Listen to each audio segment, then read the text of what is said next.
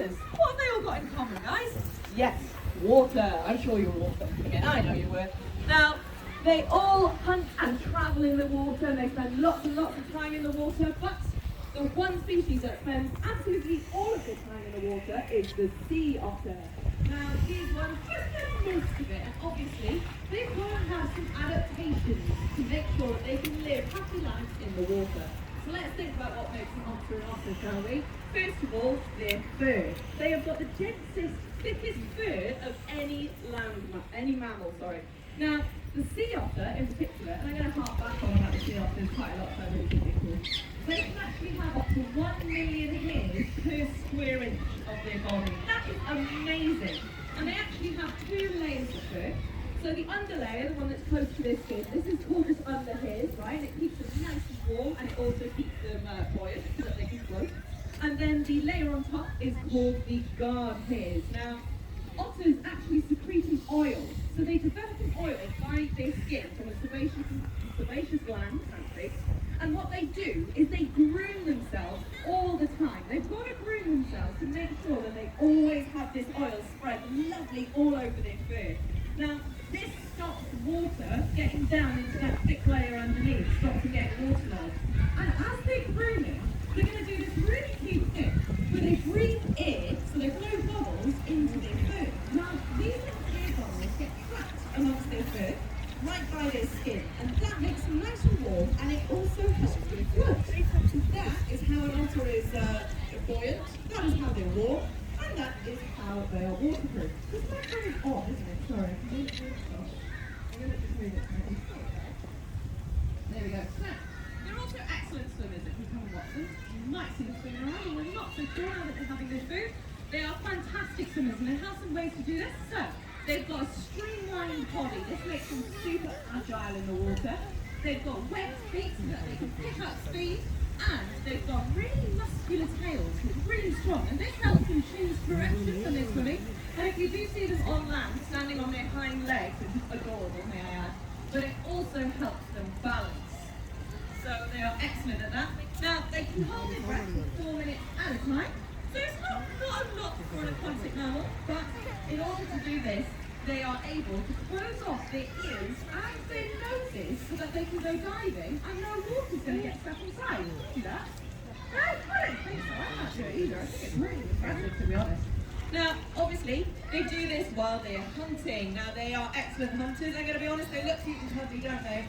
They're very good hunters. So they'll eat pretty much anything, guys. As you can see, we've got some prawns in here today for them. As you can see them chewing, like that's not very fresh, is it? Now, as you can see them chewing on their prawns, they like to eat fish, anything in a shell. And what they will do is they will go all the way down, they will dive down for it, get their food, and the sea otter in particular, now they're very clever. They've had to develop a way of getting into crabs, right? So smashing them open. So what they'll do is they'll spend a long time, what are you good about this? Looking for the perfect pebble. Lovely. So they'll spend a long time looking for the pebble. They'll bring it back up to the surface and they place the crab on their chest. Then they get that pebble and they smash down on the crab to open it up. Absolutely amazing. So they're one of the animals that can have pool use, which is really cool.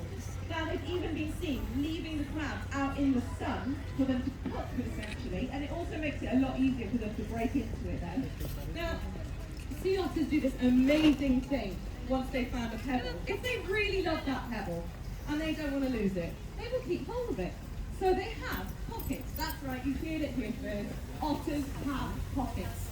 So they've got loose skin just under their armpits, which sounds a bit gross, I'm not going to say it out loud, but they act as pockets. So when they find their favourite pebble, and they want to keep hold of it, they will basically stuff it in their pocket. And they'll also do that. That's why the cabbage were called Otters. If they find an abundance of food, they will literally stuff it in their pockets and get out of there, much like me at a buffet. No, I know, honestly, it's so true. Now, how do they learn this tool use? They are very intelligent. They actually learn it through play. So they're one of the only animals that will actually play from infancy all the way up to adulthood. And so they can be seen juggling pebbles with their very, very dexterous little fingers. They will juggle the pebbles, they'll go down, slide down mud hills, and we all like to slide now. And they will also burrow and jump into snow in all sorts of different conditions. It's really cool, and it does serve them a purpose. So playing can just be for fun, mental and physical stimulation. It can also be to teach little otters how to be very good hunters, and it can also help them develop a bond. So they've got some really, really good social hierarchies going on. And as I mentioned earlier on, they are a family, and they do communicate to each other using 12 different vocalizations. Now, if you were here about 5 minutes ago, you heard one of them. You heard the noise they make to food. I'm not going to do an impression, I'm so close to doing an impression. No surprises. 12 different vocalizations, which generally mean different things. So, there will be one for a greeting, one for a summons, one for food, one to set an alarm. Now, if you have a little listen out to our today, there you go, they're communicating with each other right now. Lovely. Now, guys, if you do love Otters as much as I do, I just want to mention this, you will be very, very happy to know that you can now actually see otters in every county in the UK, which is fantastic. Because not long ago they were wiped to almost extinction because of hunting and river pollution, which is extremely sad. But now that hunting is illegal, and as long as we keep our streams and our rivers nice and clean, then we will have more and more otters. So keep an eye out, because they will be in any body of water, no matter where you go. If you're on a country walk, keep a little eye out for Eurasian or European otters, guys. And if you do want to learn more about what ZSL do for our native wildlife, have a little Google of the ZSL Biodiversity Project, and you'll find out what we do to conserve some of our native species. Now, that's my little introduction to otters, guys. I'm going to give it a minute, and then I'm going to head on over